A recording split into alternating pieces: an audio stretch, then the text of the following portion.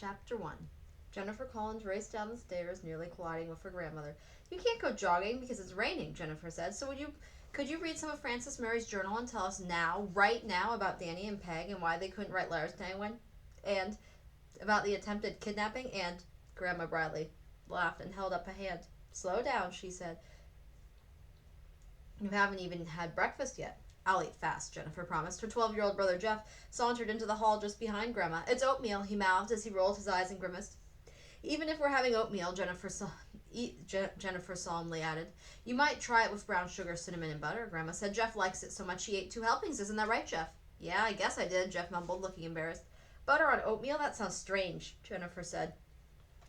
"It's the old-fashioned way to serve oatmeal," Grandma answered. "I think the recipe is from long ago. We'll get you ready for the story that took place in 1860, don't you?"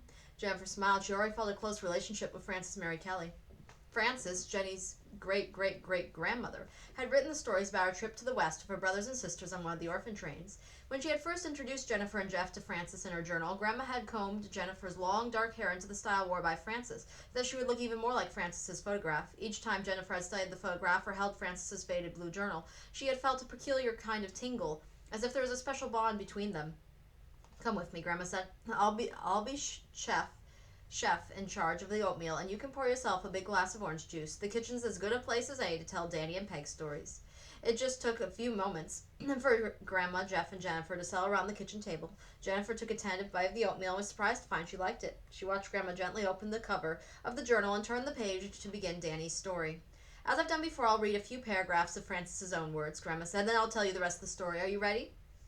"Yes," Jennifer and Jeff answered together, so Grandma tilted the journal to the light and began to read the faint, spidery writing.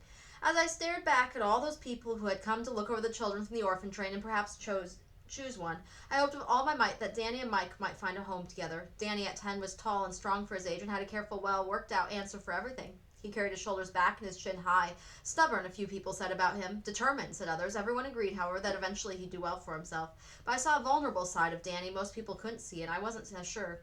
When Danny was only 7, Dad overheard him explaining to Mike an elaborate escape route back to our house, just in case those big blokes from 17th Street ever decide to come after us.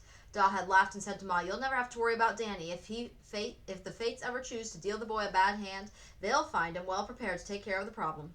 And later, when he had grown up old enough to work as a shiner, Danny had come home limping a bit, tugging off the right boot and proudly dumping a handful of pennies on the table. He had rubbed his sore foot as he announced, "Those boys on the avenue aren't going to get my hard-earned coppers."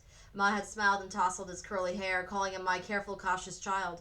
Danny had been very close to Da, and when he had suffered terribly the loss of a father when Da died, it wasn't long before he attached himself to Mike, and no one could ever even waggle a scolding finger in Mike's direction without Danny jumping to Mike's defense. Mike was only a year older and an inch shorter than Danny. He had such a ready sense of mischief that he seemed an unlikely one to take on the job of father. Would Da have proved right about Danny? I didn't know. When we learned from the people at the Children's Aid Society that we'd probably be separated and placed in different families, I'd seen the shock and terror in Danny's eyes. He'd edged closer to Mike, and I'd heard him say, his voice quivering, "We'll stick together, you and me, huh, Mike?" I would have given anything to be able to promise Danny then, and there that his fear of being parted from his brother was groundless. But I couldn't promise. I didn't know what would happen until the day in the church, when a kind couple chose Danny and Peg together. It was a boy and a girl they'd come looking for. When there was no room for Mike, it was time to leave. Little Peg, only 7 years old, her face of hot tears, took her foster mother's hand trustingly. But Danny, oh, how I ached to see the misery on his face as he said goodbye to Mike. "You'll have a good home with these people," I'd told Danny, with all the confidence I could muster, but a nagging part of my mind kept scolding, "How can you speak so bravely? How can you possibly know that the words you speak are true?"